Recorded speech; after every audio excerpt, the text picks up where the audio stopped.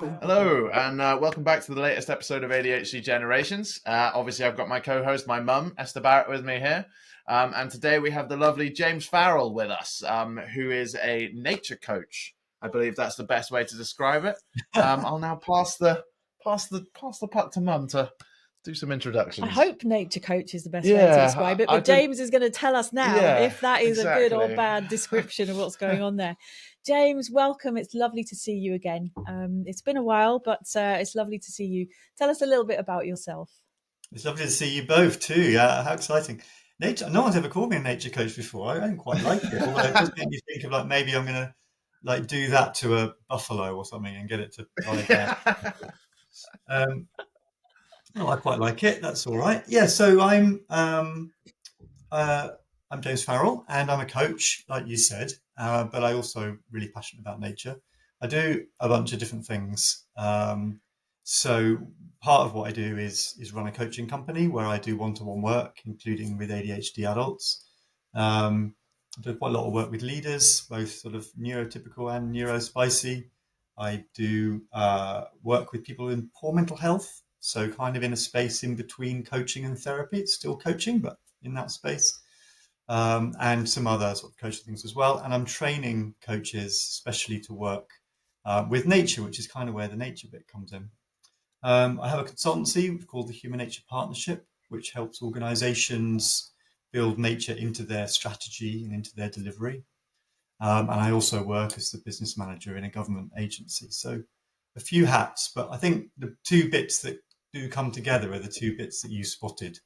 Sort of the natural world, which I love and always have done since I was a kid, and people, and coaching is a great way to help people be the best they can be, and to engage with nature to let nature help us be the best we can be, and hopefully help nature in the process as well. So you mentioned that you work with neurodivergent people sometimes, maybe not all the time. A lot. Tell us a little bit about how that works for you. Well, so I think I've probably been coaching for about 10 years, something like that now. And I think 10 years ago, I don't think I knew what ADHD was. I think I knew what autism was. I think I knew what some other aspects of neurodivergence were, but not so much about ADHD. But if I cast my mind back, I could think of a number of clients that almost certainly were ADHDers. So I think one way or the other, I've been coaching in a neurodivergent space for a really long time. But it's only in the last few years where I've brought that more into the front of my consciousness, sort of understanding myself about ADHD, members of my family, my friends, and seeing that there's a gap there for supporting people who are either not sure whether they might have ADHD, but maybe they have some of the signs. People who might be thinking about a diagnosis or going through a diagnosis, or might be out the other side of a diagnosis and finding that medication isn't everything. I strongly believe that medication isn't everything. And so I found you, Esther, and I did your program, which was great. And I've done a number of other sort of specialist trainings, if you like, in coaching, psychology, and ADHD, which I think I guess they've kind of given me confidence that I can make a difference and can help people. And so I just find that whether I sort of badge it as ADHD coaching or not, people are kind of coming to me and finding me and wanting to talk about issues of focus or attention or burnout, or a whole range of things that we know show up. Yeah, absolutely. So we called you a nature coach. That was more of a broad stroke by me. I apologise, to be honest. I didn't, for once, I forgot to ask what you wanted to be called prior to pressing the record button. So sorry about that. Apologies. Copyrighted. But coaching with nature is a phrase that you shared with me earlier on. Yeah. Coaching with nature. Tell us a bit more about that, because I'm sure a lot of people, especially coaches who are watching, or maybe also people who want coaching, would be really excited about the idea of coaching with nature. Yeah. It's a great question, and it's a danger of being too long an answer, so I'll try and keep it shortish. I think there's a bunch of crises in the world, right? we know and love them: climate, ecosystem collapse, a range of health crises, mental health crises, and so on. And I spent many years and a lot of my career as an environmentalist and ecologist understanding some of the science and the evidence behind this stuff. And what's clear is that there's an intersection between these crises. And we can't afford to think in silos anymore.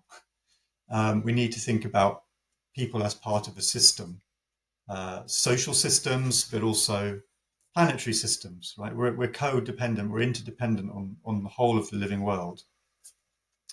And so it always seemed to me a bit odd that coaching somehow was sort of this thing that happens in a dark room with two people kind of a little bit inside their own heads. And that's not to say that that isn't really valuable, and it is, and I was doing it for years and I still do. It's still hugely important. But sometimes we can kind of forget that we're part of that bigger system, and we can bring that system into the conversation, just like you would if you're bringing in a family system into a conversation about, or a coaching session around family dynamics, perhaps, or relationship challenges. There's other relationships. There's relationships with the more than human world. And what the science is really clear about, and we can talk about this later maybe, is that we can't live healthy, productive, happy lives without a connection to nature. And unfortunately, society, especially in this country, is becoming more disconnected rather than more connected. And I think the impacts of that are huge. So nature coaching, I call it nature-based coaching. It's almost thinking about nature as the basis, foundation of who we are as people.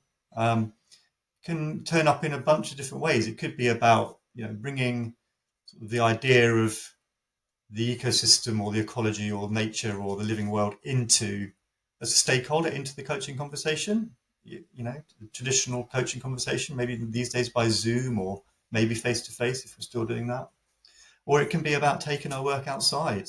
And there's a whole ton of ways in which, we can think quite differently and be quite different, and perhaps, dare I say it, better selves sometimes if we, when we're outside, especially when it comes to thinking through problems and being creative and feeling calmer and all of the other things that contribute well to coaching outcomes. So there you go. I try not to make it too long, but hopefully that makes some sense. Does it? Tell me about what was it about that I've just said that sort of strikes a chord with either of you? I'm turning the tables on the podcast hosts here. I love the idea of being outside and coaching.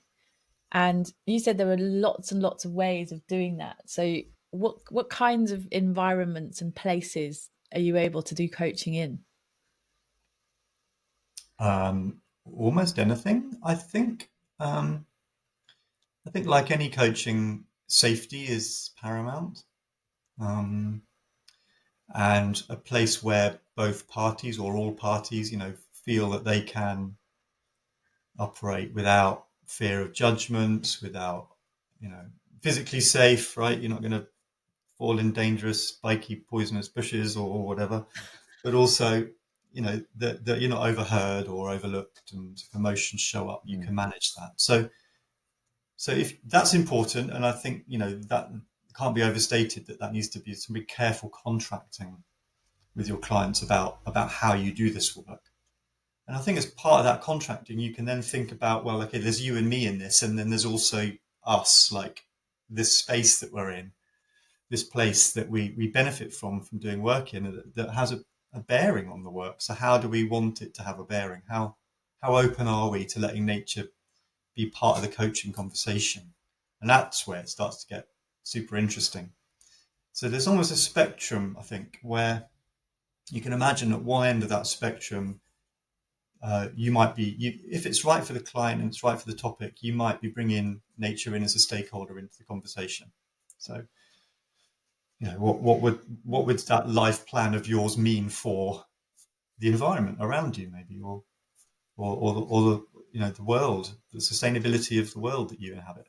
So that kind of end of the spectrum, all the way through to maybe the coach taking more of a back seat, and this is something that I certainly do with my clients, and letting the conversation happen between the client and the living world that you're in. And it could be a feature like a tree, could be just general landscape, and so on. So I think the answer as to what kind of features and what kind of landscapes, that can be anywhere. So it could be anywhere in the world if you can meet those conditions around safety. And it's not for everybody, so there's a choice here. It's not about me saying, right, we're going outside now, whether you like it or not, right? It's, what's going to serve you and the work, and have you thought about this, and what do you think about this, and what could we do? And that making it, the client needs to have autonomy and control in the process. Can you share some examples of some places that you've done some coaching? Because I've got visions of you in all sorts of different places, like woodland and on top of cliffs and by the sea. And is that how it is? Yeah. Sounds amazing. Yeah. I'm going to ask you in a minute about some of your favorite places to be, and we can see whether we could, you could maybe think about coaching in them. But so most of my work is remote, right? Because that's the practicalities of trying to make a living in a coaching business. Not all of your clients live in your town or city, so I do some face-to-face coaching, and we will use various spaces that are convenient for the client and for me. So I've coached on the beach here. I'm lucky enough to live in Brighton. There's a beach, and that's been really fantastic, actually, being able to use the beach all sorts of really interesting ways. Loads of metaphors come up that the client can work with to really get meaning out of their sessions. I've coached in woodlands here, like just fairly scrappy urban woodlands, but relatively quiet, and nice places in parks. And I've even done, I offer coaching safaris, I call them, so 3-hour sessions, and I do those at the moment at a place called NEP, which you might have heard of. It's a rewilding project in Sussex, where they're bringing back sort of big beasts like deer and Exmoor ponies and Tamworth pigs and longhorn cattle to manage the landscape rather than people managing the landscape. And they've had some fantastic successes. So that's a really wonderful place to work. There's loads of parallels there with wilding and sort of our mental processes, if you like, and being a little bit less target driven and goal directed and a bit more emergent in the coaching and seeing what comes. But then most of my work is remote. So that will mean I'm on the phone, headphones, somewhere with a good signal. My client, the same, and they can be anywhere then. I've coached people outdoors overseas and in this country. It works really, really well. So as long as there's good signal and we conform to the safety criteria that we set out, then you can coach outdoors in nature with people remotely really, really well. Yeah. That's so Nice. lovely. Yeah, that'd be nice. Yeah. So when you're coaching somebody remotely using phones, are you seeing them or are you just hearing them? Yeah, I don't tend to use a video. No, it would just be a phone call, basically a phone call. Occasionally, there's somebody I had a client recently, actually. She was a retired woman who lost her husband, and we were coaching through her, I guess, coming to terms with her life and what she wanted to do. And now she was on her own. It was really interesting, quite powerful, moving work. And she conducted it from a swing seat in her garden. And although I don't have a garden, I've got a small yard. So I was able to look out of the window. I was able to sort of be in my yard or be close to my yard. So we were both in sort of, in adjacent outdoor spaces, if you like, at home. And then we could use a screen. We could see each other, and that was fine. But otherwise, screens just kind of get in the way if you're walking and moving, and it's a bit of a distraction, I think. The phone somehow allows you to focus on the coach or the client, but also the space around you, and notice birds calling and wind in trees and other things, which can all come into the conversation. Nice. That sounds so nice. Yeah. Tell us One about thing that places that you love. Can I ask you a question? And so, can you imagine a place that you love to go outdoors where you're really happy and calm? Tell me about that place. You go first. I go first. Oh, okay. Yeah. Anywhere with a body of water, beaches, lakes, waterfalls, streams, small Nice. rivers, estuaries. I like water. Yeah. That's cool. And have you got some on the doorstep? Well, I guess you probably have, haven't you, Cardiff? Yeah. We've got for one, we've got an open cast it was an open cast. Now it's a massive lake, which I can just go up and sit by, which is lovely. And then there's waterfalls all around the area. There's about 10 just within about a 20-minute drive from us. And then we've got Swansea Beach and all of that and all the other reservoirs that are up in the mountains. So it's quite a good spot for aquatic people like myself. Brilliant, That would brilliant. explain the fish thing as Yeah. well you've got going on. He's got a massive fish tank in his room full of Oh, giant really? fish. Cool. Yeah. Yeah. So yeah, we're so lucky here. We're in the Brecons, so we have got like Swansea and Aberavon and various, and we can get down to Pembrokeshire easily and different parts along the south coast here of Wales. It's really lovely, yeah. And you're a water baby, and I'm a water baby somewhat, but I also like woodland. I've got my favourite ash tree. I go down to the bottom of the cycle Awesome. path, and I'll put my hand on the ash tree and say hello to it. So I was very pleased earlier on when you mentioned bringing, like, that's okay to talk to a tree. It's encouraged. It's Nice. definitely Good. encouraged. Lots of good people and lots of very famous people have got a personal relationship with their neighborhood tree. Actually, you'd be surprised.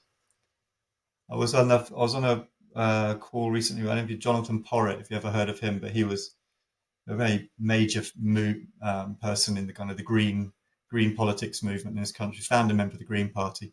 He's got a tree at the end of his street, in a cul-de-sac somewhere, that he goes and says hello to every morning. Nice. I totally get that. Yeah. Yeah, yeah, that's lovely, and I definitely get the water thing. I'm a surfer, so water is my favourite thing to do and Nice. be in. But there's also really good science about water, in particular, being a habitat, if you like, call it a habitat, that Yeah. that really helps us as human beings. And what's also interesting is that it really seems to make a big difference across socioeconomic groups as well. So real big boosts for people who might come from lower socioeconomic backgrounds, for example, who happen to live near water and communities near water. And people can get really attached to those places. And I think there's also some really good evidence around the more attached we feel to a local place, your ash tree or your Mahusive lake, the more likely we are to do something to care for it. And this is one of the beautiful things I think about nature-based coaching for me. If we're not careful, it becomes another way of us taking from nature again, and that's kind of what's got us into this mess. And what the science shows us is that the most nature-connected people are 3.5 times more likely to take action in their day-to-day lives, like normal behavior choices that are good for nature, than the least nature-connected. So that's a huge difference, right? It's almost 4 times more good, positive planetary action than those who aren't. So if nature coaching is actually helping people create that sense of attachment to nature and to natural places, and I definitely think it does. Just the fact that you're going out and being in a place and thinking about it in a coaching conversation is probably going to make you appreciate it more and see it differently and find out new things about it, right? Which will make you feel more attached and closer to it. Then chances are your clients are going to end up, unconsciously almost wanting to do some good things to care for that place. And that this is where there's a real hope, I think, that individual behavior change, which can help us towards reducing, runaway climate change. It can help us towards mending some of the impacts of ecosystem damage in the world. Individual behavior change is something that we can facilitate, I think, positively through coaching and through nature coaching. I love that. Nice. Is this an example of that kind of thing? Because as I got older, I got more and more interested in birds. And I wasn't really interested in birds when I was a young person. You're probably not interested in birds, are you? You're All interested right. in fish, though. I caught one yesterday. I didn't catch a bird. You He caught one yesterday. I didn't go out there with a box and some food under it and pulled a little string out and caught him. He bumped into my window in my room, and I put him in a little box with a towel, and in the end he flew away. So he was all right. Yeah. See, there you are. Yeah. You are caring for nature and wildlife. Yeah. You are caring for nature. And then, of course, as I got more interested in birds, I had to have like a bird table out in the garden and I like to just know which birds are coming and things like that. And I think that kind of I think that definitely happened as I got older. I did like trees, but I didn't necessarily talk to them before. And I did like birds, but I pay a lot more attention to birds now. And just and a lot of people go walking and running with earbuds in, which is nothing wrong with that at all. But when I go out, I like to just go out with no sound and just to like hear the sounds that are Fantastic. going on around me. Yeah, that's fab. I mean, I definitely would encourage that. I'll tell you it. Can I tell you an interesting? Well, maybe it's interesting. You tell me, but a case study from one of my coaching clients. He prompted it with that Mm. talk about bird table. I had a I had a client who was ADHD client and a man, an adult man, and he was struggling with a bunch of things. Not least, he had some caring responsibilities at home. He was essentially giving a lot of himself to others all the time, and finding that it was burning him out really. And he didn't really have much in the way of what we call self care routines, I suppose. Um, and there was a moment where I can't remember why, but I invited him to look out of his window and see if there was like a tree or something. What was out of his window, basically, that could maybe help him, anchor him a little bit. And he looked out of his window and he said, "Oh, yeah, there's a tree, but I don't really like it." So I thought, "Oh, that's interesting. That was a bit of a shame." And then he said, "But out the back of the house, I've got this bird table, and I've not been great at feeding the birds lately. But why don't I go and feed the birds?" And so one of the things he took away to do was to go and, to make more of a habit of going out and feeding the birds every day and noticing the birds there. And I think in the next session, I asked at one point, I said to him, "Well, who's sort of stocking your bird table?" And he hadn't really thought about it from that point of view, that he was doing something good for nature and wildlife, but actually in the same time it was something he was doing that was good for him. And it didn't seem such a selfish act in a way. It didn't feel like something he should feel guilty about, making time to do this thing because it was helping him, right? And so it was a really nice, I thought, example of like he was doing good things for the planet, but he was doing good things for himself. And by filling himself up, filling his cup up in that way, he was going to be better able to help his family. And there's, just a simple example of nature coming into a coaching conversation that happened to be indoors. We didn't contract necessarily for doing nature coaching. It's just coaching, but because of the way I work and the kind of thoughts that I had in him and his experience, it worked out that way. That's so inspiring. Yeah. I mean, I'm just thinking of all the times when I could have asked somebody to look out of a window and see what they can see, and you know the birds and the sounds. And it reminds me of the grounding techniques, actually. I don't know if you would Mm. agree with this, James, but when we're maybe practicing some grounding techniques with somebody if they're anxious or have some emotions going on, and then we ask them to kind of maybe hug or breathe, or what can you see, what can you hear, what can you smell, those kinds of things. Yeah. Is that a similar kind of scenario where we're kind of grounding into our environment, would you say? Yeah, I mean, I think everything you've suggested can be great for people, can't it? And I think what you often notice when you go outside with a client, you can hear it if you're just on the phone as well. You can hear a shift. It's like a state shift. It's almost like you can hear the shoulders going down, and the breath quieting and getting slower. Because that's one of the key things that being out indoors in a safe natural environment does for us. It makes us feel at ease, and especially in lives where we're addicted to our bloody screens and phones, and I am just as much as anybody else.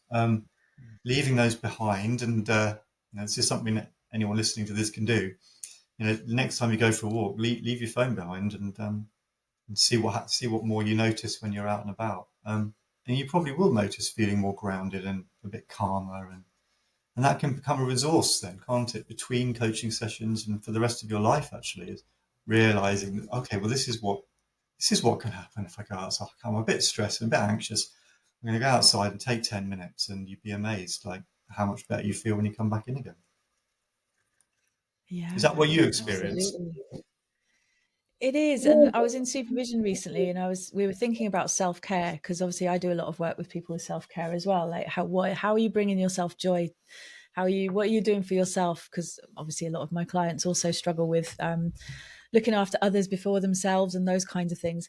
And my supervisor said something similar to me, I suppose, like what are you doing to bring yourself joy? And I thought, oh, I need to do something to like bring something back into my life again. And I just had this sudden flash of genius idea, which was to go horse riding. And I haven't been horse riding for about 30 years, although Lewis and I went on a bit of a trek when he was younger. Really, it was not for It was you. awful. Never again. He Because complained about you. It was very uncomfortable. That's all I'm going to say. It was very uncomfortable. Anyway, so he didn't take to it. No. But many, like now then, so that's this sort of 15 years later, maybe more than that, I thought, Probably. right, I'm going to go and have a riding lesson.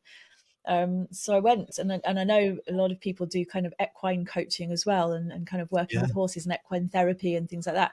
So I went to have this riding lesson. I got this giant horse called Ted, and it's slightly a mix of between nature and humans, because obviously humans have broken the horses in and they put all the saddles and everything on them, and it's all like very controlled.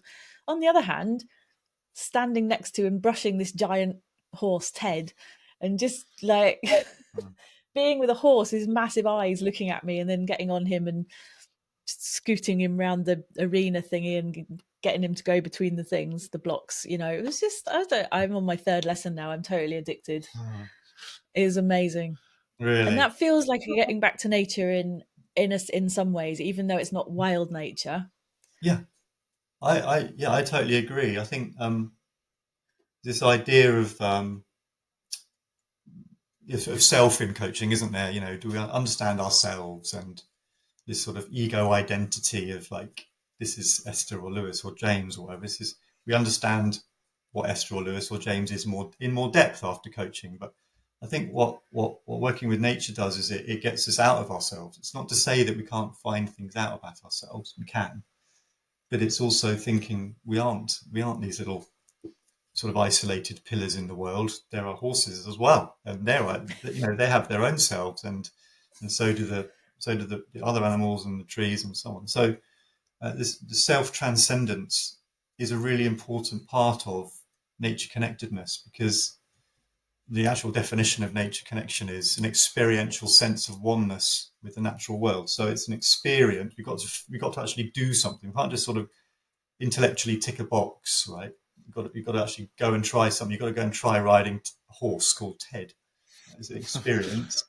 It's a sense, right? It's a bunch of senses and sensations, and they're way more than the five that we know about. There's a guy called Michael Cohen that came up with 54 different senses. So the sense of nature connectedness is kind of a sense, really. And then this idea of oneness, that yourself and the self of nature, whatever you want to call it, that tree or that horse, actually, you can imagine it like circles, overlapping circles, overlap completely.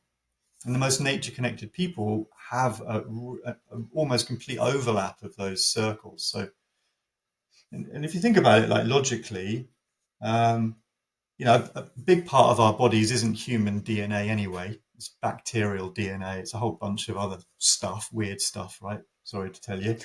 Um, I breathe out, and those plants are breathing it in, and vice versa. We go out into the park or into our gardens or our allotments and get our hands dirty, and there's bacteria in the soil that we ingest, which help our immune system, help with depression, anxiety, a whole range of things now. And this isn't airy fairy nonsense. This is proper hard medical science. We aren't independent. We are codependent. The boundaries are all blurred. So I think short answer is yes. Ride horses. Why not? And anything else you want to do. I'm running a course, as I mentioned, for coaches, and one of my participants, it starts next week. One of my participants has huskies. She's Swedish, lives in the Arctic Circle. So her coaching is going to be with huskies. Nice. Amazing. You're a huge dog fan, Yeah, aren't I you? love dogs. I love dogs. Yeah. There you go. Yeah. they bring a lot of comfort and joy and they're very soft. caring and yeah. Sensory thing, I think. Yeah, yeah. Yeah, that makes sense. When I see something really cute, I kind of just want to squeeze it, not to death, but I just want to just give it a good squeeze, you know. Get this straight. You're catching birds. What else are you doing? keeping fish, but I'm not squeezing them because they're not fluffy and they're a bit slippery, to be honest. Oh, we are so much a part of nature, and as humans, especially in this kind of Western society where everything's clean and everything's tarmacked over and everything's, bleached and painted, and with an it's Instagram filter on it. Yeah, it's kind of hard to remember that we are actually animals who have evolved and we're living within our natural world because we're so cut off from it. Like, I'm just thinking just of the walls around me now and how clean everything is, Yeah. Bring some plants into your pod room. We have got quite a lot of plants, but we had to move them because we've got this very tiny space. So I've usually got 2 massive plants plus 2 like medium-sized plants. So we do have a lot of oxygen and carbon dioxide happening in here. It would look like a forest in here if we had the plants on show. You wouldn't be able to see it peer through. And you're like, hello. Yeah.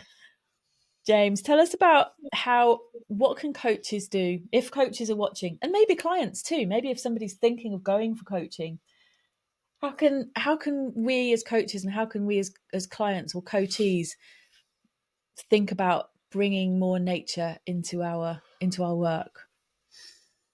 Yeah. Okay. Cool. Well, there's probably 2 ways to answer it. So the first way is I've got a sort of framework, a short framework, which is hopefully quite memorable. And I'm going to come and talk to your conference soon, and I'll share a bit more about it then. But that's something that coaches can use with their clients when they're thinking about doing work with nature. It's also something that perhaps we can do for ourselves as a sort of a self-coach, if you like. We can take ourselves out and talk to our favourite ash tree or whatever it is. And so the simple framework, and then there's maybe some very simple kind of, what could you do this afternoon or tomorrow morning to if you just at loose end and you want to go and try something out. So the framework is, I call it PEACE, which so you can remember that, PEACE. And it stands for presence, emotion, appreciation, creativity, and enrichment. And it's a framework that's based on sort of 3 sets of evidence, if you like. The first set is some science done by the University of Derby, which identified 5 pathways that we could follow that lead to a more nature-connected life. So just being outside passively, like with your headphones on, lying on the grass is nice, but it's not going to necessarily help you feel really nature-connected. It's about engaging in some way. And that's what these pathways do. So it's based on some good science from them. It's also loosely linked into the professional competencies of the International Coaching Federation, which is the professional body that I'm a member of. And it's also linked to this sort of whole body of work around ADHD, which looks at ADHD through a positive psychology lens. So rather than as a medicalized deficit model, which has a place, right, and it is what it is, and we work with it, and it helps a lot of people.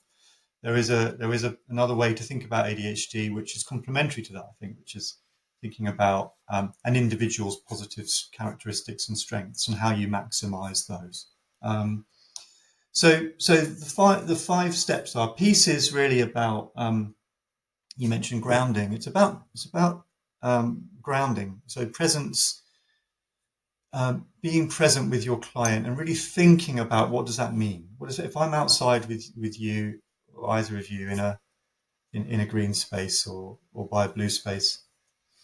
Are we taking some time to actually really be present with each other and be present with the space that we're in, and whatever that looks like? So you could do an exercise, as to like you suggested there, where you might ask the client to notice what they can smell or hear or feel or whatever. But it's got to start with presence, because from presence comes trust, right, and safety. And if we can't if we don't have that, we probably aren't going to do as deeper work or as useful a set of work. And for each of these, there are some practices that we could try. So yours would be a good one. I've got one called centering, which is sort of similar. Just getting your feet flat on the floor and thinking about where your gravity is and noticing what's behind you and all around you, and just taking a few moments to breathe. And there's lots of good evidence that really helps us. So presence is the first one. And it might be from that place you might start to talk about, well, what it is the client wants to do in the session or achieve in the session and so on. The next step was about emotion. And we know that often emotional regulation is a challenge for ADHD clients. And we also know that being in nature is actually very calming, much reduced anxiety. For most people, right? It's a bell curve. Not everyone. Some people might react differently, but for most people, whether they're ADHD or not, being outside is going to be a place which is much calmer. And from that calmer space, we can access our emotions, I think, in a less triggery way, right? So it's using nature to support our emotional regulation, and from that place of hopefully slightly more regulated emotions, we can then explore new ideas and creativity. So that's the P, that's the E. The next one is the A, and that's about appreciation. And I think this really taps into judgment and rejection sensitivity, a whole range of other things that we know can come up for ADHD clients. And it's also about appreciation, not just of our clients, but of the space that we're in, and opening ourselves up a bit to this world that's around us, and getting a little bit, out of our heads for a time. So enhancing our focus, enhancing our awareness, noticing what's special about the place that we're in, but also for the coach to be able to notice what's special about the client. And perhaps they don't hear that, right? Yeah. Perhaps they don't hear that enough. Perhaps they don't even say it to themselves or recognize it when it comes up. So it can be really powerful, can't it? Just validating good feelings about the things that are working well or the things that we are naturally talented at or strong at. C is for creativity. And I think there's maybe a bit of a view out there at the moment that all ADHD people are super creative. I don't think that's true. But lots of people are creative, whatever their neurodiversity. And working outside has been shown to be really fantastic for creativity, because we're not in that kind of rumination, worrying space anymore. We free up our cognition to start to imagine positive things, to access memory, because we're not afraid, we're not stressed. All of those memory banks open up, and we can go crazy, right? Out in the natural world, you can do all sorts of creative things with ash trees and leaves, and you can leap over things, and you can release your inner child. And being creative outside is a huge joy. And how lovely to be able to find a place where you can experience that kind of joy, which maybe you don't minute to minute find in the rest of your day. But of course, as coaches, creativity is fantastic, because it means our client is probably going to end up with more options and more choices, an expanded sort of palette of awareness about what they might be able to achieve in their lives. And so that we can tap into that. And we can do that, we can get them to draw things. We can see what they want to do. We can pick up leaves or find objects that mean something to them, all sorts of things that you could do there. And then the final one, so we've done P, E, A, and C, and the final E is about enrichment. And this is where we come to this bit about giving back. So it's a place where we might want to explore with our clients, okay, what are you taking away? And how is that going to help you? And how is that going to help the other stakeholders in your lives, your friends, your family, your boss? And how might it help the world, and maybe even this place? And it might not always be right to ask that question, but it's there, I think, as an important piece of the jigsaw. Otherwise, it becomes a little bit too much about what we take, and not enough about the wider we, the ecosystem that we sit in. So that's the simple framework. Hopefully it's simple. I mean, it's designed to be, but also evidence-based, and people can play with it and adapt it, steal from it. And I'd love to hear if anyone does, how it goes. It's lovely, and it's just a beautiful acronym, and it's just perfect for the to set the scene. Have you got a link or anything that we could put underneath this video if anyone's? Have you got a web page or? Yeah, I haven't put it on the website yet because I was planning on launching it at your conference. So Amazing, nice, great. So we'll add that afterwards then. Definitely. I'm also going to ask for some volunteers of coaches who might want to try it out and provide some feedback. I'm sure you'll get some volunteers. Definitely. Yeah. And then you asked about, well, what else, what other simple things could any of us do in our daily lives, I guess. I'm not sure exactly how you put it, but is that okay? I think leave the phone behind when you go on the walk, or if you're going for a run, leave the headphones out and see what happens. Treat it as an experiment. See if you can notice the birds differently and how you feel differently when you get back. I mean, I would do that. I would maybe try a simple grounding practice. Yours was a good one. If you've got a lawn, take your shoes and socks off and have a walk about. So this all sounds a little bit hippy dippy, but there's some quite good science behind it, and it feels nice. Perhaps some people might not like the sensory feeling of it, but I suspect a lot of people would. And then, another simple thing you can do is just, if you're doing journaling or you do some kind of gratitude practice, just building in something that you're grateful for or that you notice about nature every day. It could be the sun coming through the window in the afternoon. It could be spring right now, right? So it could be the crocuses in the park or some new bird you haven't seen arriving in the bird table. So just this practice of starting to notice and pay attention is engagement, and that is nature connection happening right there. And the more we do that, we can bring all of those other benefits that we've talked about today. It reminds me a little bit of Buddhist practice, where the part about being present, the part about not necessarily wanting what you haven't got, but appreciating what you have got. The idea of self being part of everything else around you. It feels a little bit like, I call myself a Buddhist. I don't follow any particular school or anything like that, but it does feel quite that idea of being at one with nature and almost getting out of your head. I think you mentioned it at one point, didn't you? Getting out of your head and getting back into your body and back into the environment again. And whether you're a Buddhist or not, all of those principles are lovely.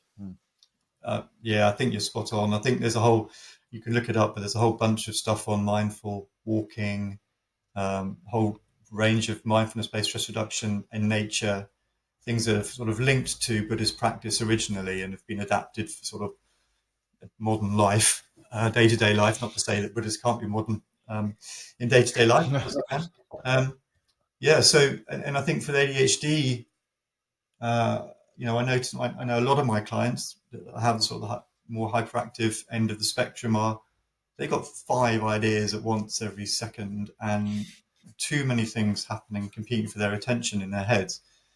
And just something as simple as, if you do go for a walk up and down the lawn or in the park, taking your shoes and socks off and just paying attention to what it feels like, or what's happening with your toes, is it cold? Is it hot? Is it squishy? Is it hard? Whatever. Just feeling that actually is getting you out of all of that spin a little bit and back into your body.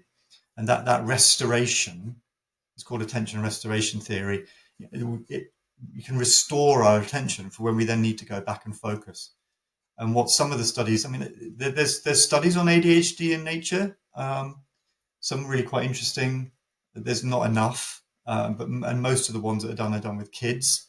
But there are some good studies done with kids, and they are shown to really reduce hyperactivity and improve focus in the classroom when they go back inside. So all of these things, are fun, enjoyable, and also, I think help us to be at our best.